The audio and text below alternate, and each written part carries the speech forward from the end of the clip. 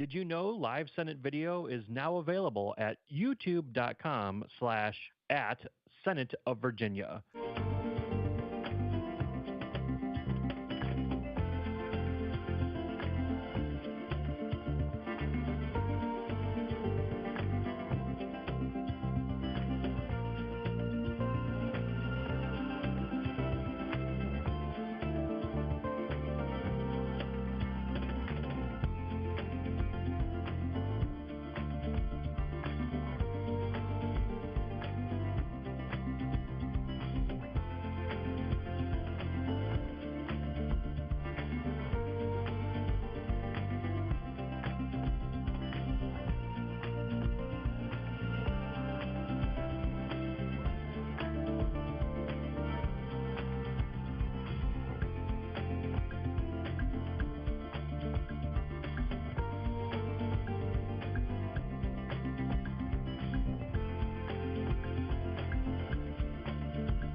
Senate Committee Room, C-311.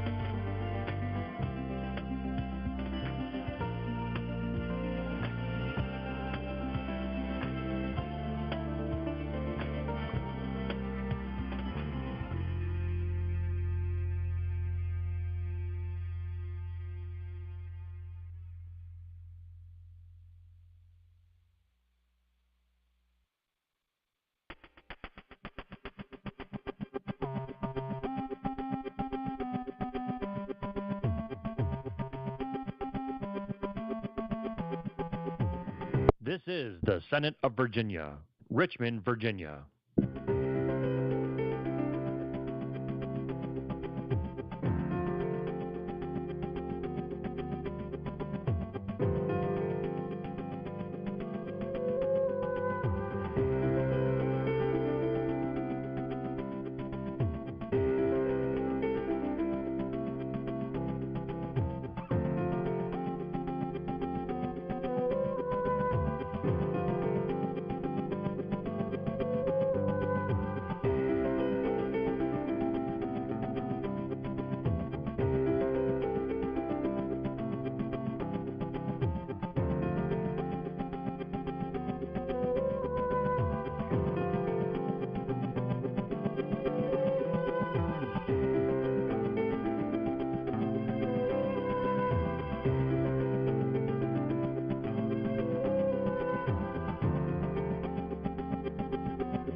This is the Senate of Virginia, Richmond, Virginia.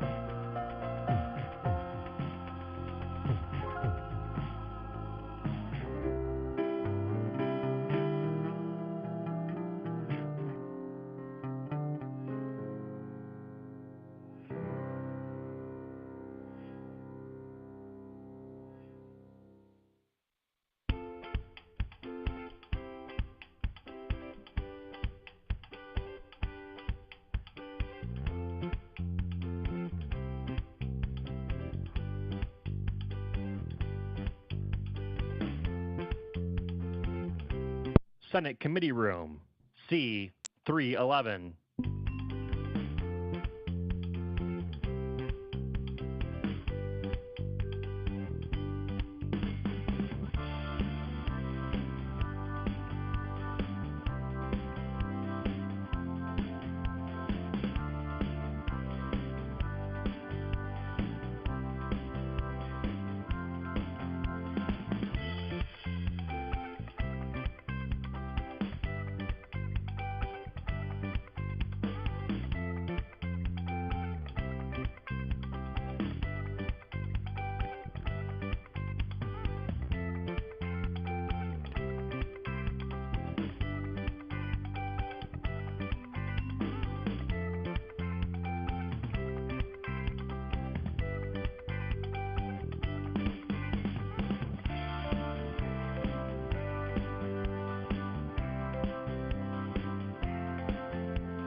Did you know live Senate video is now available at youtube.com/@Senate of Virginia.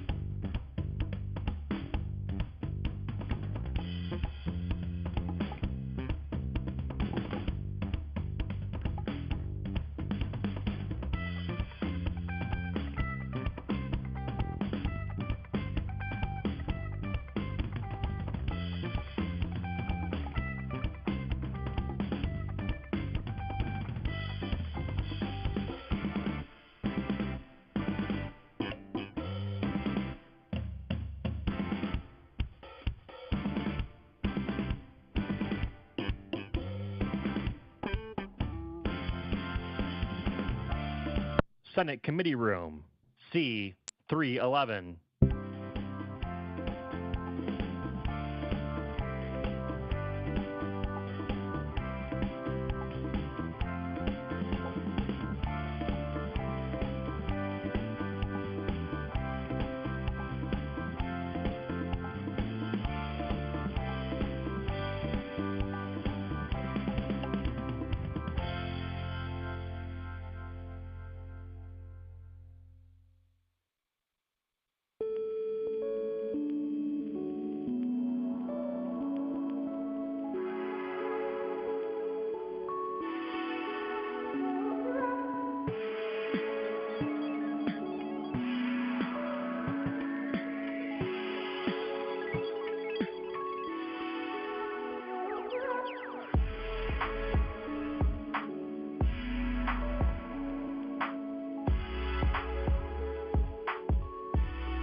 This is the Senate of Virginia, Richmond, Virginia.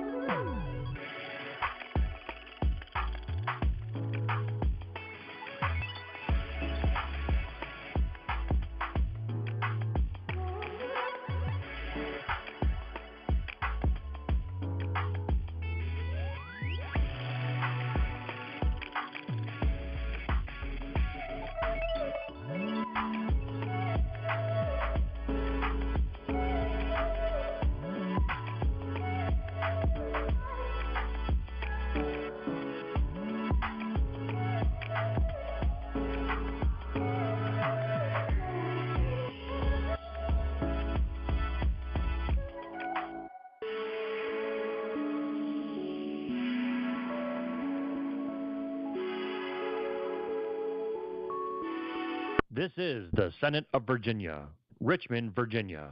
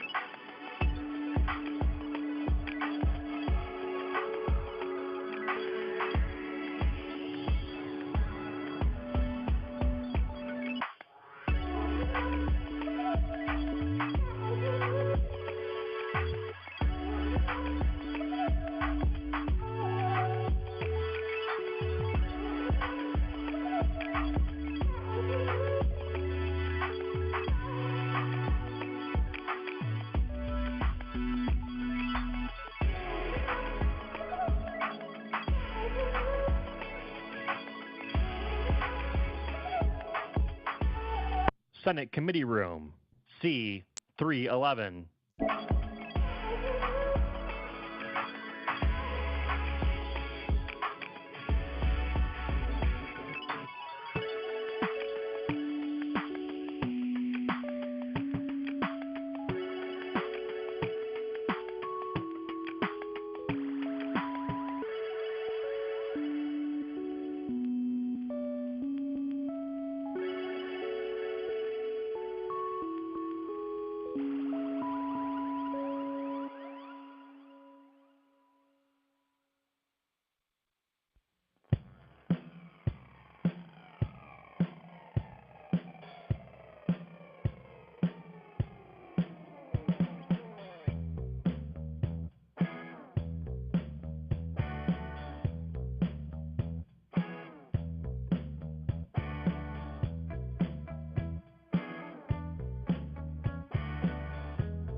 Did you know live Senate video is now available at youtube.com/@Senate of Virginia.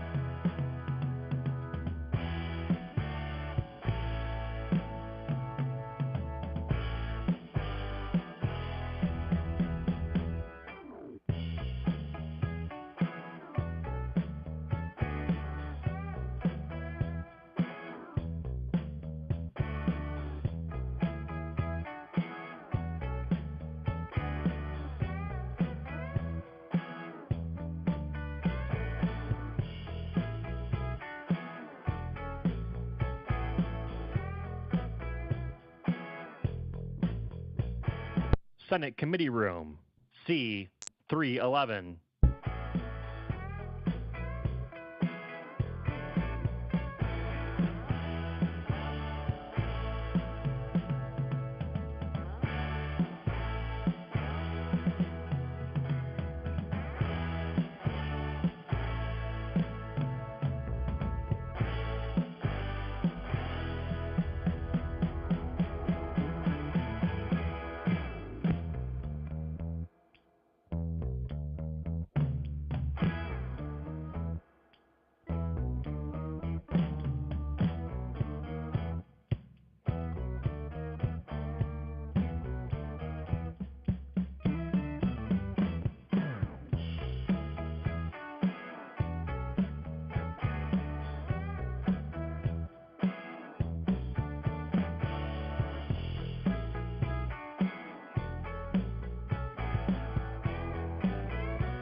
This is the Senate of Virginia, Richmond, Virginia.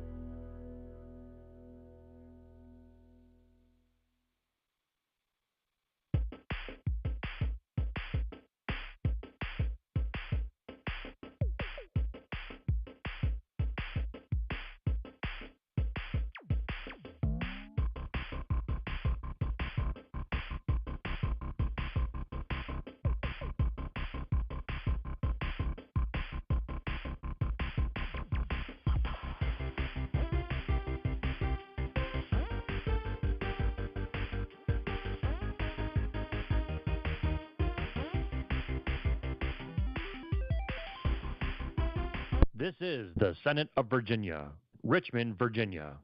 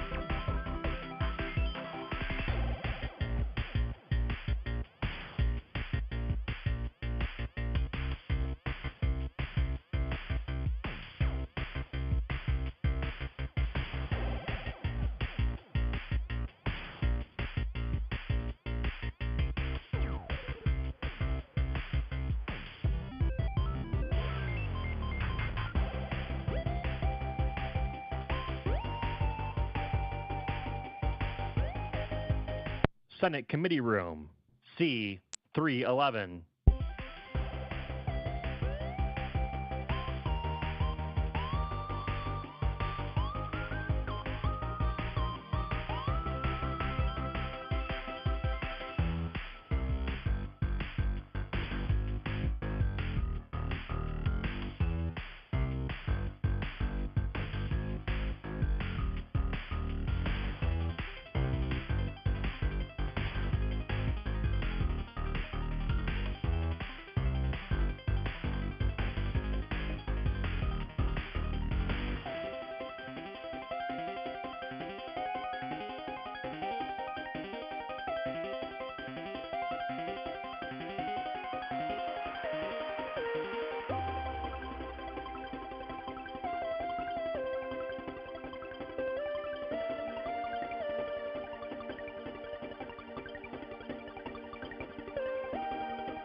Did you know live Senate video is now available at youtube.com/@Senate of Virginia.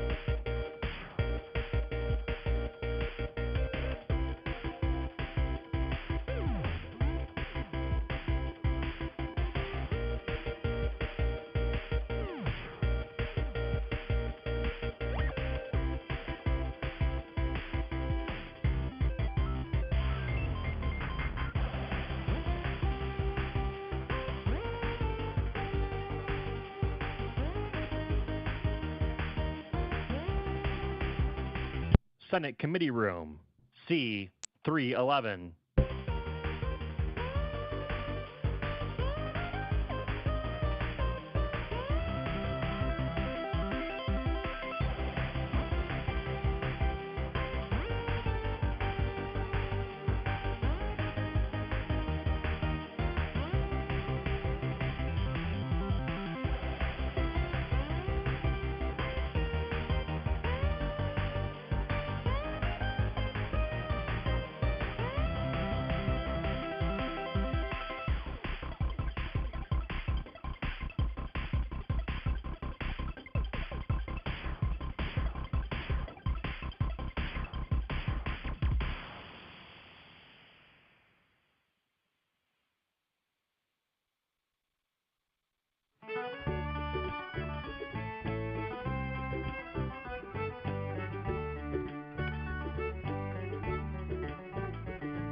This is the Senate of Virginia, Richmond, Virginia.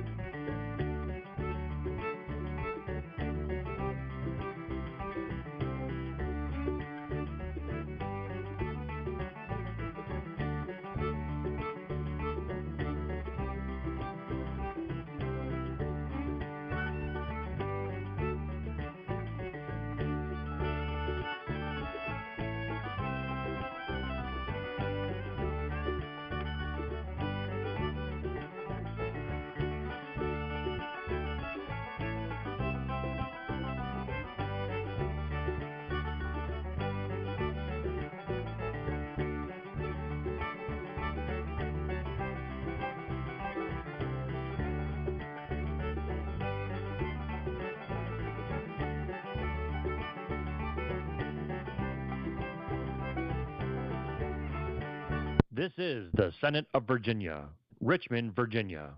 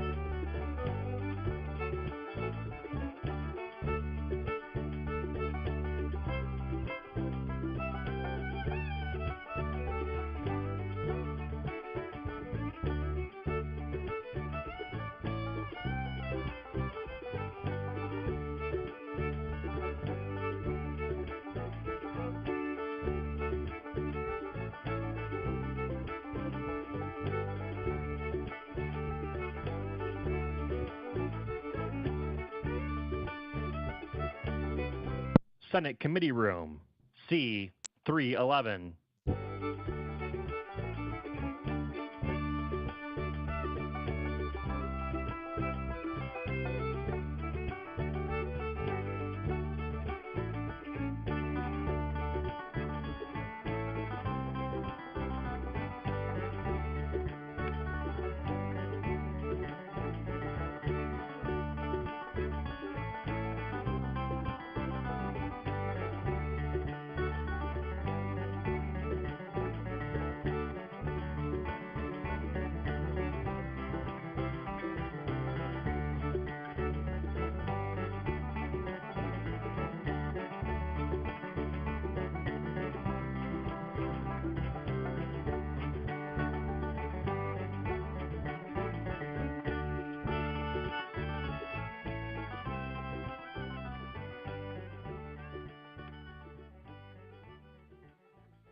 Did you know live Senate video is now available at youtube.com/@Senate of Virginia?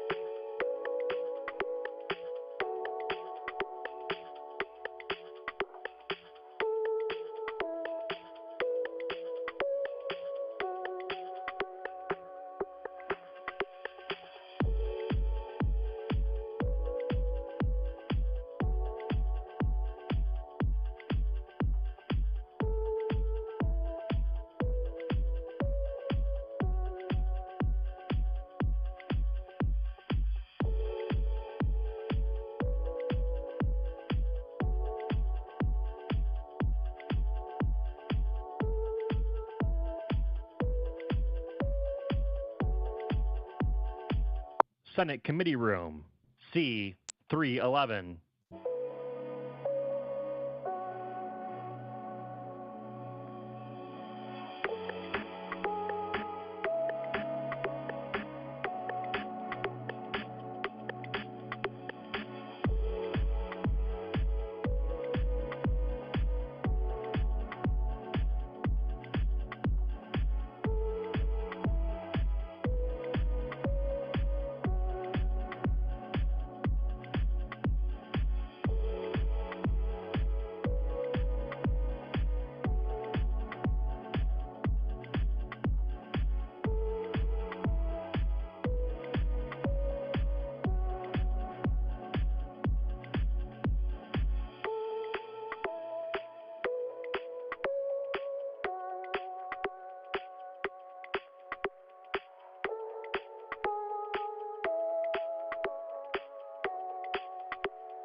This is the Senate of Virginia, Richmond, Virginia.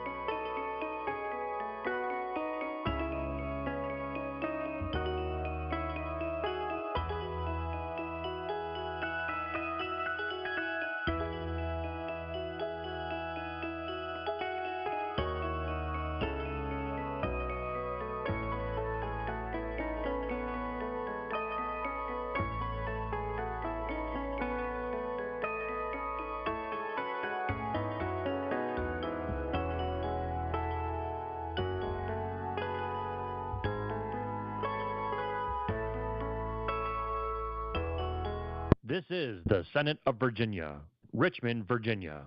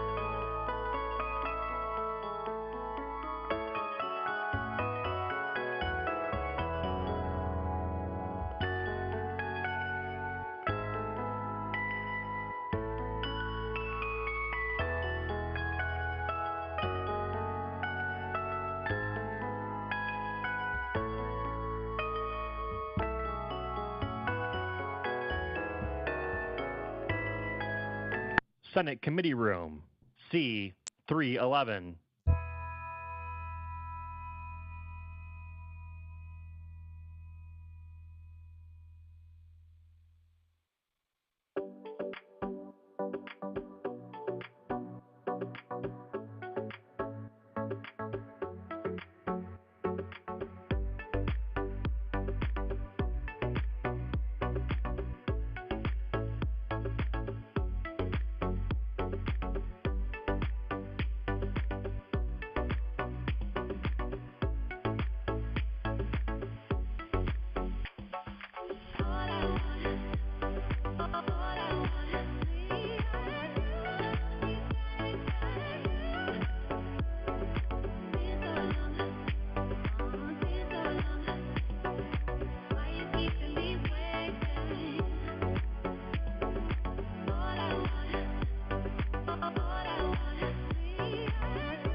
Did you know live Senate video is now available at youtube.com/@Senate of Virginia.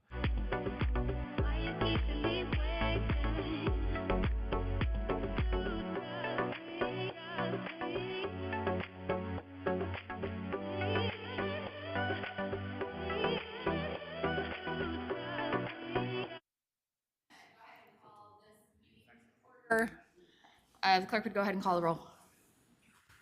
Senator Perry, Here. Senator Hackworth, here. Senator Salim, here. Senator Williams-Graves, Senator French. You have a quorum, Madam Chair. Let's see. I think I see Senator Deeds. Senator Deeds, floor is yours. Senate Bill 1198. It's about setting goals for land conservation. I will tell you, in the late 90s, I was the chair of a subcommittee on state parks and land conservation. Emmett Hanger was vice chair. And we set as a goal of that subcommittee, and through legislation we got passed, we achieved part of that goal, but we set a goal of that subcommittee.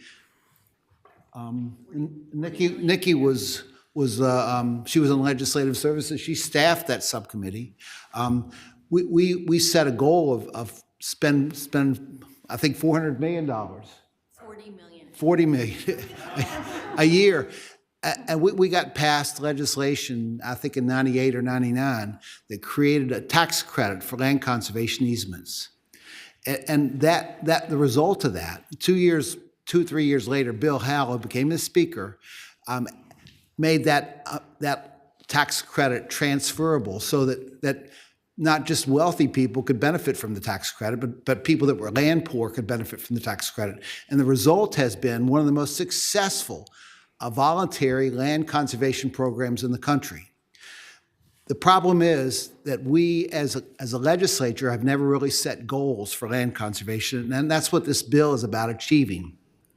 There's some amendments that have been worked through with various stakeholders, including the Farm Bureau, and there's some line amendments, and I think they've even been refined this morning, so I don't know that it's all printed, but at some point I will ask you to adopt those.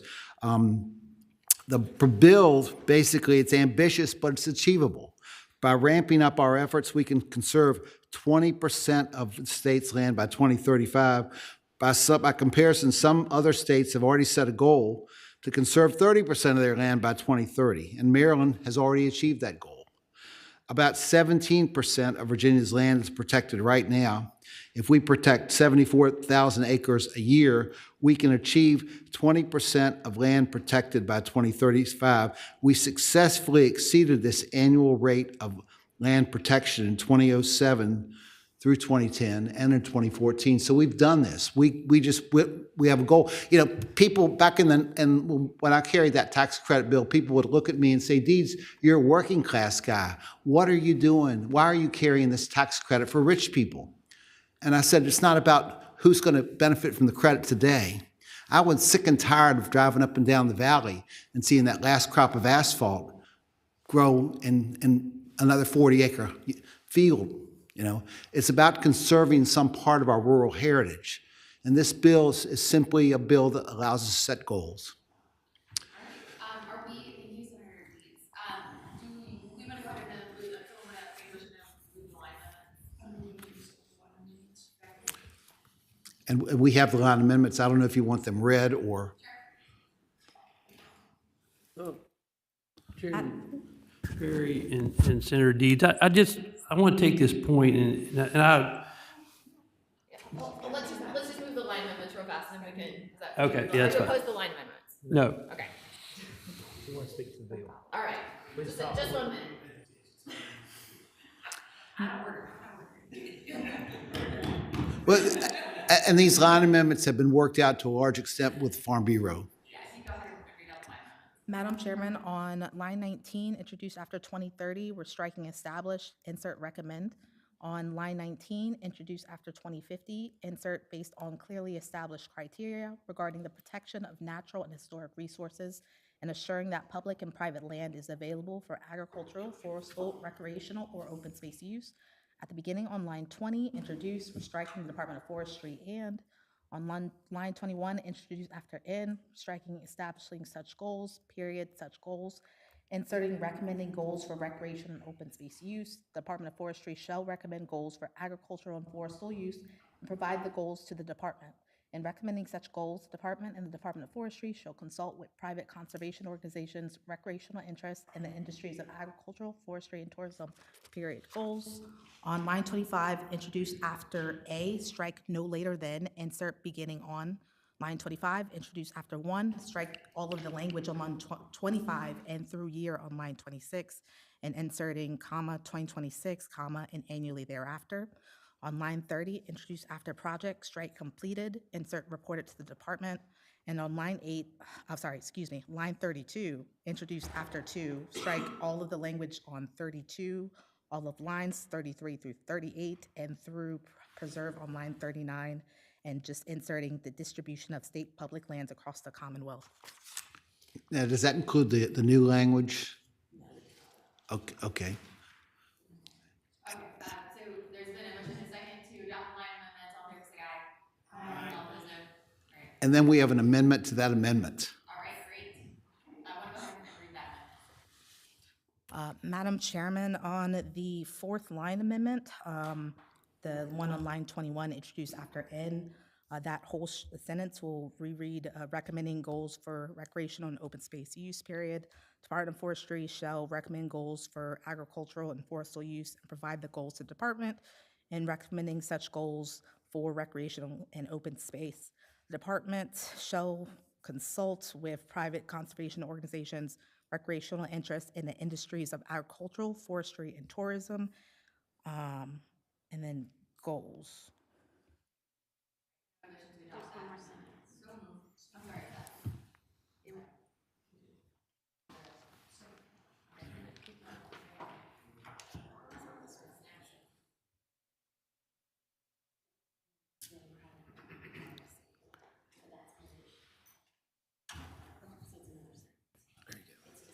Yeah, but I'm not talking right now.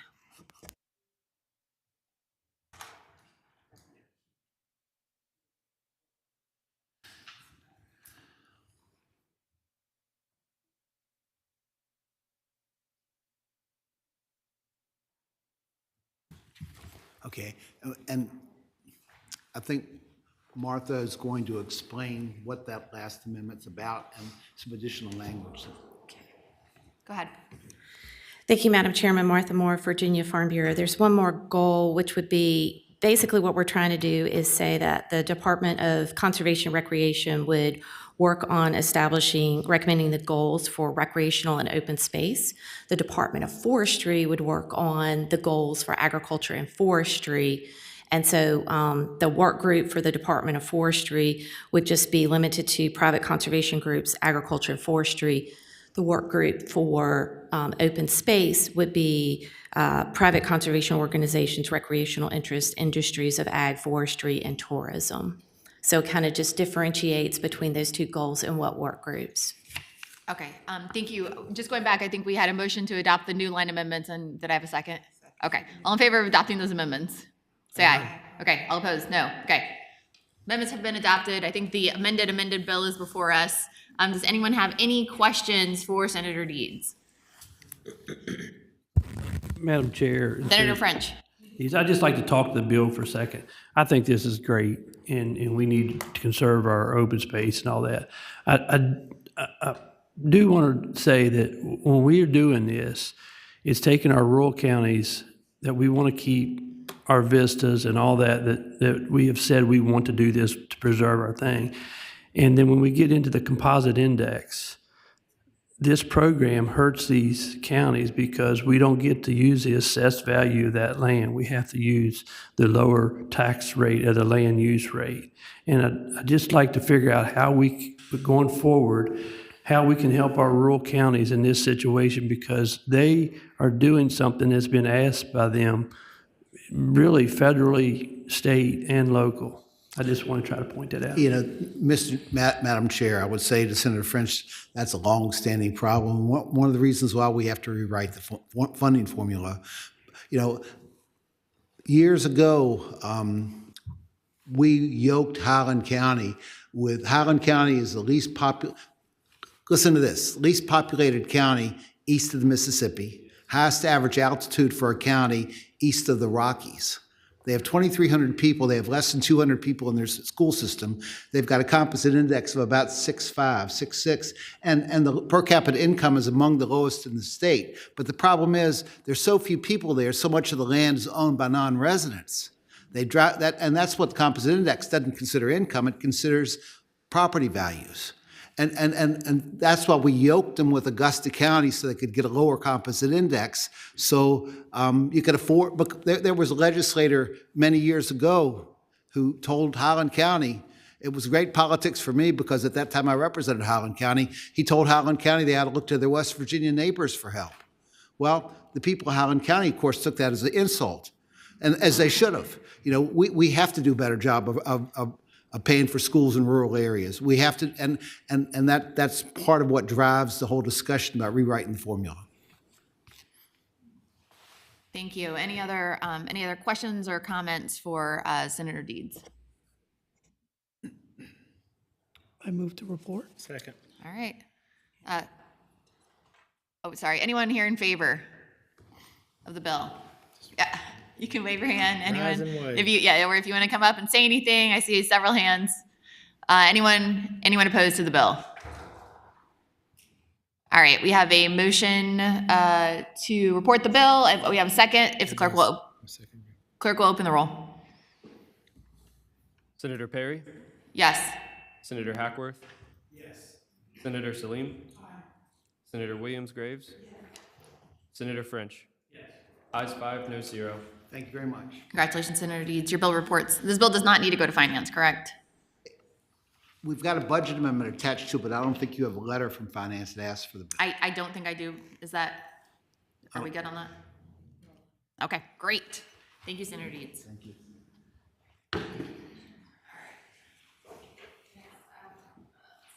Next up, I think we have Senator Mulcahy.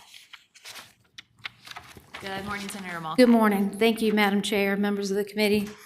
Senate Bill 1204, I think that's the number, is a bill that would give DWR more flexibility to utilize outreach division staff to better serve constituents while still covering hunter education programming needs. 29.1-300.2 currently mandates that each DWR administrative region has a dedicated hunter education coordinator.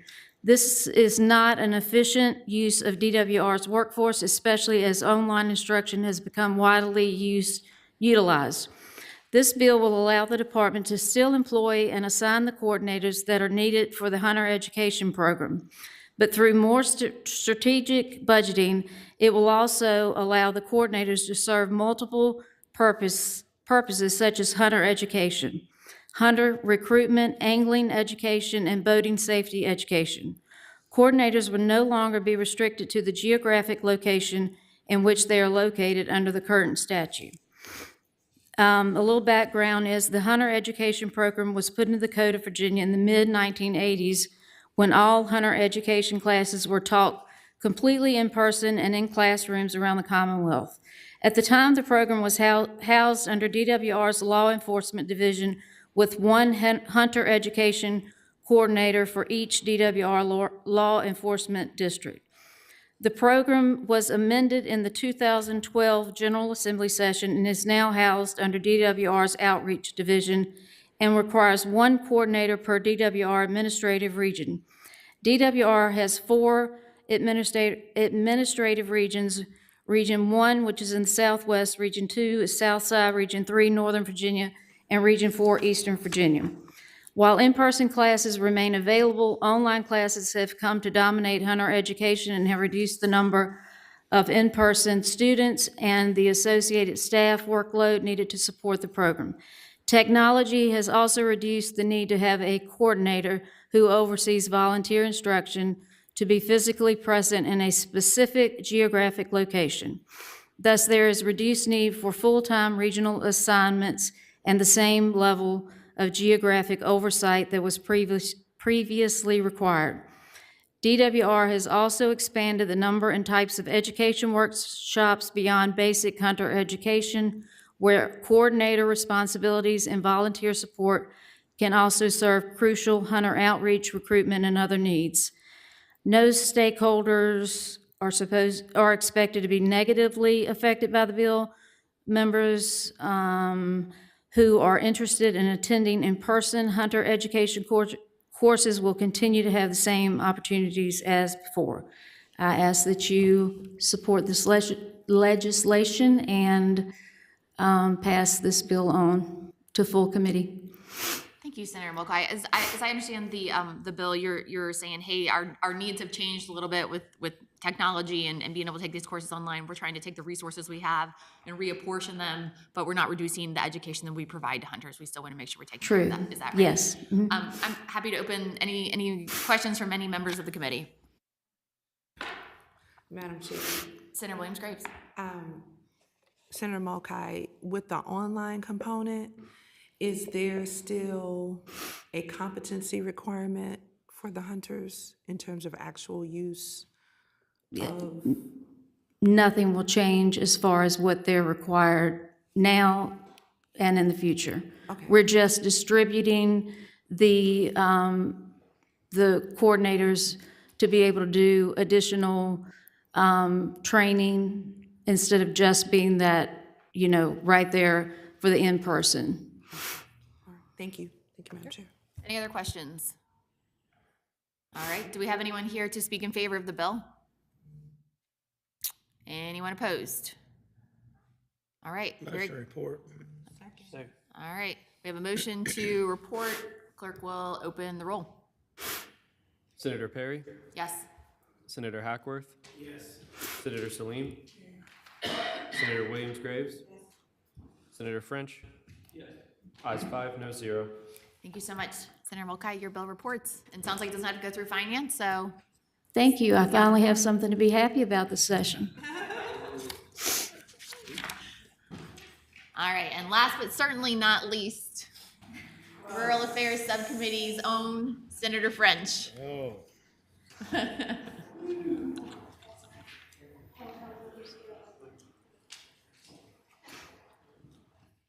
Thank you, Madam Chair and the committee. I'm here for Senate Bill 1151, and we do have a Line amendments. line amendment, yes. If the clerk wants to go ahead and read the line amendments. Madam Chairman, on line 31, introduced after the first Romanet, strike owns livestock that graze, insert is an owner or operator of an agricultural operation as defined in 3.2300 located. Thank you. Can I have a motion to? Second. Okay. Those line amendments are adopted. Senator French. Yeah, this bill, what it does is, we already have pasture and rangeland insurance available to farmers, and it's a fairly new concept. And with meeting with farmers in the through this drought this past year, and really we were a second year of a drought, we were trying to come up with a way to help educate our farmers through them being invested and the state trying to encourage them to do this. So what we've came up with is $250,000 that's already we've worked with the governor to get it in his 2-year budget, that would be a $500 match per producer. So they have to at least spend $500 to get this. The average premium in Virginia is around $6,000. But, for a small farmer getting started out, their premiums would be a lot less. But basically it's to help these farmers get used to a tool that is there for them, but they're scared to reach out and take. And it's for small and beginning farmers. So I use it on my farm currently. Virginia is a unique state when it comes. Senator French, I've been to your farm. I don't think that it's a small farm. But we are beginning. Beginning. Or beginning. No, it's not. And But we are a unique state because we have what you call micro droughts, okay? And the unique thing about this insurance policy is you're not buying insurance for the whole year, and you're really only insuring on rainfall. And you get to pick and choose where it best fits your operation. But it is a cumbersome thing to get used to. So as farmers, we're used to many different insurance policies, and these programs are put in by our federal government to help navigate through extremes, okay? But this segment of farmers, our range and our cattle and pasture farmers, are just not familiar with it. They're getting more familiar with another LPR insurance through cattle. We can insure our cattle. We can insure a price out there in the future. So this is a really good thing. I'm going to look here and see if I need to add anything to it. In 2024, there were 371 producers in Virginia that produces in the range and pasture land insurance. So it was about a 27% increase over 2023. But it's still just a fraction of farmers in Virginia. So we think this is a way to help our farmers realize what's there for them. It's a pilot. I want to call it a pilot thing because I don't think we need to show them what's there for them and then get out of their way and let them do their job. Hope you like my bill. Thank you, Senator French. Any questions from any members of the committee? I'm hearing none. I will say I think this is a really good bill, Senator French, and I talked to some of my farm and ag people, and they were very excited about it as well. So I just want to thank the patron for bringing the bill. Any questions? Anyone in favor of the bill? All rise. You just want us, we can just stand, we don't, unless you want to. Well, you're welcome to speak if you have something to say. This is a wonderful bill that Senator French is, Jim Riddell with the Virginia Cattlemen Association, and we operate on the largest land use in Virginia, about 20,000 cattle producers. As he mentioned so well, we have drought more times than we don't, and water is the most limiting factor in agricultural production. We lost 5,000 farms in the last 5 years in Virginia, 5,000.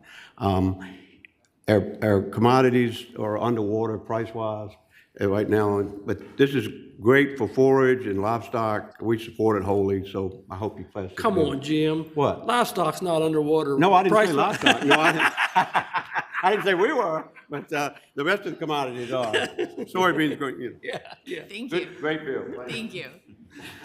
Honest patron. Madam Chair, Jake Tabor, Virginia Farm Bureau. We support the bill, appreciate Senator French bringing it forward. We think this will help incentivize folks to enroll in this federal program and protect them from things out of their control. Thank you. Madam Chair, Brad Copenhaver on behalf of the Virginia Agribusiness Council. As you know, this is very bipartisan. This has been bipartisan ever since this concept was kind of first developed with the dairy margin coverage program here that we have in Virginia. And so I thank Senator French for bringing this idea, and this is going to be really positive. Thank you. Thank you. Anyone opposed to the bill? All right. Motion to report. All right, I have a motion and a second. Clerk will open the roll. Senator Perry? Yes. Senator Hackworth? Yes. Senator Salim? Senator Williams-Graves? Senator French? Yes. Ayes 5, no 0. Senator French, your bill reports. You do quite well in this committee. I don't think we have any other business before the subcommittee today. Is that right? All right, move to adjourn then. Or I guess we have a motion. No? Just move. Thanks. The Senate of Virginia, Richmond, Virginia.